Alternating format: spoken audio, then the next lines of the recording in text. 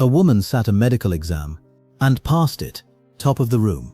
So the men who ran it changed the rules to make sure no woman could do it again. Her name was Elizabeth Garrett. The year was 1865, and every medical school in Britain was shut to women. She tried Oxford, refused. Cambridge, Edinburgh, Glasgow, St. Andrews, the Royal College of Surgeons, refused by all of them. At one London hospital, she got in as a nurse. She sat in on the lectures and did so well. The male students signed a petition to throw her out, so she read the rules until she found the one crack.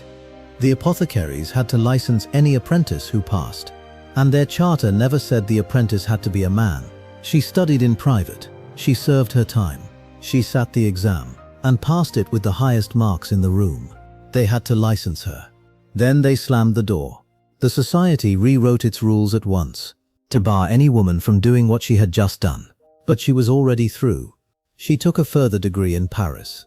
Because Britain still would not grant her one, she built a hospital, staffed entirely by women, and a school to train the ones coming after her.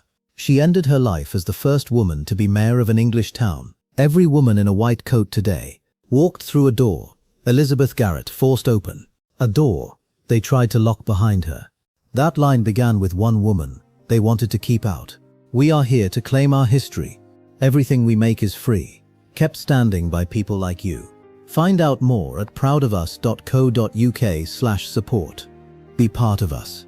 Be proud of us.